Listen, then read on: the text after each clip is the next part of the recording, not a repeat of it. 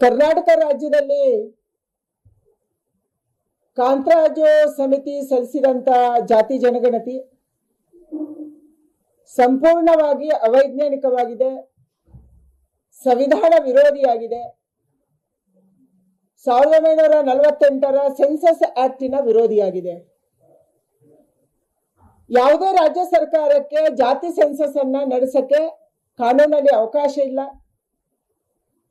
ಸಂವಿಧಾನದಲ್ಲಿ ಅವಕಾಶ ಇಲ್ಲ. 1948ರ ಸೆನ್ಸಸ್ ಆಕ್ಟಿನ ಪ್ರಕಾರ ಕೇಂದ್ರ ಸರ್ಕಾರ ಮಾತ್ರ ಸೆನ್ಸಸ್ ಅನ್ನ ಮಾಡಬೇಕು. ರಾಜ್ಯ ಸರ್ಕಾರ ಕಾಂಗ್ರೆಸ್ಸಿನ ನೇತೃತ್ವದಲ್ಲಿ ಕರ್ನಾಟಕ ರಾಜ್ಯದಲ್ಲಿ ಜಾತಿಯ ಬಗ್ಗೆ ಮಧ್ಯ ವೈಷಮ್ಯವನ್ನು ತರುವುದಕ್ಕೆ, ಜಾತಿಗಳನ್ನ ಒಡೆದಾಡುವುದಕ್ಕೆ, ಒಂದು ಜಾತಿಯನ್ನ ಇನ್ನೊಂದು ಜಾತಿಯ ವಿರುದ್ಧ ಎತ್ತಿ ಕಟ್ಟುವುದಕ್ಕೆ ಜಾತಿಯ ಸೆನ್ಸಸ್ ಅನ್ನ ಮಾಡಿಸಿದೆ.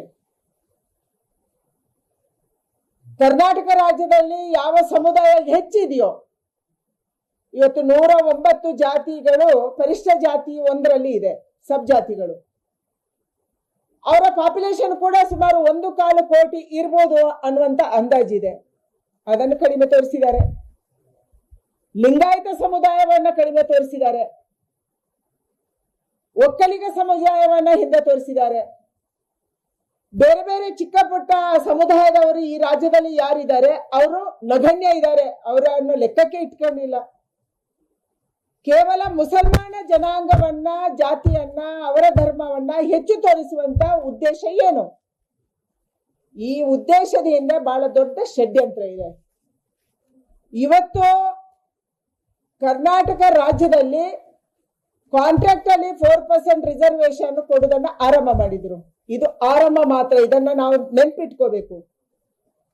ನಾವು ಜಾತಿ ಮಧ್ಯ ಹೋರಾಟ ಮಾಡುವುದನ್ನ ಬಿಟ್ಬಿಟ್ಟು, ಪರಸ್ಪರ ಪೈಪೋಟಿ ಮಾಡುವುದನ್ನು ಬಿಟ್ಬಿಟ್ಟು, ನಾವು ಒಟ್ಟಾದ್ರೆ ಮಾತ್ರ ನಾವು ಉಳಿತೀವಿ ಅನ್ನುವಂತ ಕನ್ಕ್ಲೂಷನ್ಗೆ ಇವತ್ತು ನಾವು ಬರಬೇಕಾಗಿದೆ. ಯಾಕೆಂದ್ರೆ ಮುಸಲ್ಮಾನ ಧರ್ಮದ ಜನರನ್ನ ಹೆಚ್ಚು ತೋರಿಸಿ ಬರುವಂತ ದಿನಗಳಲ್ಲಿ ಈ ರಿಸರ್ವೇಶನ್ ಅನ್ನ 4% ಇಂದ 8%ಗೂ 10%ಗೆ ಮಾಡುವಂತ ವ್ಯವಸ್ಥಿತ ಷಡ್ಯಂತ್ರವನ್ನ ರಾಜ್ಯ ಸರ್ಕಾರ ಮಾಡ್ತಾ ಇದೆ. ನೀವು ಯಾವ ಆಧಾರದಲ್ಲಿ ಕಾಂತರಾಜು ಸಮಿತಿಯನ್ನು ಮಾಡಿದ್ರಿ? ಯಾವ ಆಧಾರದಲ್ಲಿ ಜಯಪ್ರಕಾಶ್ ರೆಡ್ಡಿ ಅವರನ್ನ ನೇಮಕ ಮಾಡಿದ್ರಿ? ನಾವು ಕೊಟ್ಟಂತ ತೆರಿಗೆಯಲ್ಲಿ ಅವೈಜ್ಞಾನಿಕವಾಗಿ ಇವತ್ತು ನೀವು ಸರ್ವೆಯನ್ನ ಮಾಡಿ ನಮ್ಮನ್ನ ಒಡೆದಾಡಿ ಉಪಜಾತಿಗಳಲ್ಲಿ ಒಡೆದಾಟವನ್ನ ಶುರು ಮಾಡಿಸಿ 169 ಕೋಟಿ ನಮ್ಮ ಟ್ಯಾಕ್ಸ್ ತೆರಿಗೆಯನ್ನ ನೀವು ವ್ಯಯ ಮಾಡಿಸಿದ್ರಿ. 169 ಕೋಟಿ ನಿಮ್ಮ ಮನೆಯಿಂದ ಬಂದಿಲ್ಲ, ನಾವು ಕೊಟ್ಟಂತ ತೆರಿಗೆ. ನಮ್ಮ ತೆರಿಗೆಯಲ್ಲಿ ನಮ್ಮನ್ನ ಒಡೆದಾಡಿ ನಮ್ಮನ್ನ ಕಡಿಮೆ ಅಂತ ತೋರಿಸುವಂತ ಒಂದು ವ್ಯವಸ್ಥಿತ ಷಡ್ಯಂತ್ರ ರಾಜ್ಯ ಸರ್ಕಾರ ಮಾಡಿದೆ. ಇದು ಕಾಂಗ್ರೆಸ್ಸಿನ ಪಿತೂರಿ ಇದೆ. ಯಾವುದೇ ಸರ್ವೆಯನ್ನು ನಿಜವಾಗ್ಲೂ ನೀವು ಪ್ರಾಮಾಣಿಕವಾಗಿ ಸರ್ವೆ ಮಾಡಿಸ್ಬೇಕು ಅಂತಿದ್ರೆ ನೀವು ಆಧಾರ್ ಲಿಂಕ್ಡ್ ಸರ್ವೆಯನ್ನ ಮಾಡಿಸ್ಬೇಕಿತ್ತು. ಯಾರ ಮನೆಗೆ ಹೋಗಿದ್ದೀರಿ ನೀವು? ಇವತ್ತು ನಾನು ಮಾಧ್ಯಮದ ಮೂಲಕ ಜನಕ್ಕೆ ಕೇಳಕ್ಕೆ ಇಚ್ಛೆ ಪಡ್ತೀನಿ, ಯಾರು ನಿಮ್ಮ ಮನೆಗೆ ಬಂದಿದ್ರು? ಒಂದ್ಸರಿ ಹೇಳಿ ನೋಡೋಣ. ಯಾರು ನಮ್ಮ ಮನೆಗೆ ಬಂದಿಲ್ಲ. ಬೆಂಗಳೂರಿನ AC ರೂಮಲ್ಲಿ ಕೂತ್ಕೊಂಡು ಕೆಲವು ಜನ ಈ ಸಂಖ್ಯೆಯನ್ನು ತೆಗೆದು ಲಿಂಗಾಯತರನ್ನ ತೆಗೆದು ಬೇರೆ ಕಡೆ ಹಾಕಿದ್ರು, ಒಕ್ಕಲಿಗರನ್ನು ತೆಗೆದು ಇನ್ನೊಂದು ಕಡೆ ಹಾಕಿದ್ರು, ಪರಿಷ್ಠ ಜಾತಿ ಪರಿಷ್ಠ ವರ್ಗವನ್ನು ತೆಗೆದು ಇನ್ನೆಲ್ಲ ಹಾಕಿದ್ದಾರೆ, ಮುಸಲ್ಮಾನರಿಗೆ ಸೇರಿಸಿದಾರೆ ನಮ್ಗೆ ಗೊತ್ತಿಲ್ಲ.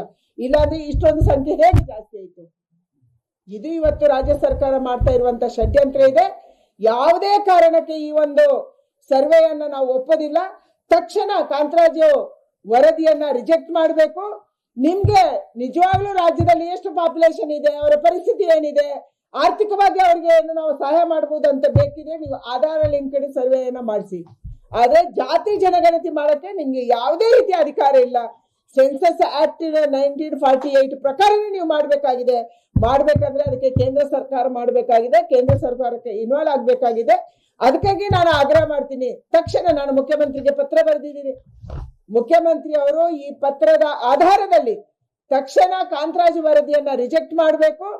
ಮತ್ತು ನಿಮ್ಗೆ ಆರ್ಥಿಕವಾಗಿ ಏನಾದ್ರು ಯಾರ್ದೋ ಸರ್ವೆ ಬೇಕು, ನಾಳೆ ಪ್ರೋಗ್ರಾಮ್ ಮಾಡಕ್ಕೆ ಏನಾದ್ರು ಬೇಕು ಅಂತಂದ್ರೆ ಆಧಾರ್ ಲಿಂಕ್ಡ್ ಸರ್ವೆಯನ್ನ ನೀವು ಆರ್ಥಿಕ ಸರ್ವೆಯನ್ನ ಮಾಡಿಸಿ.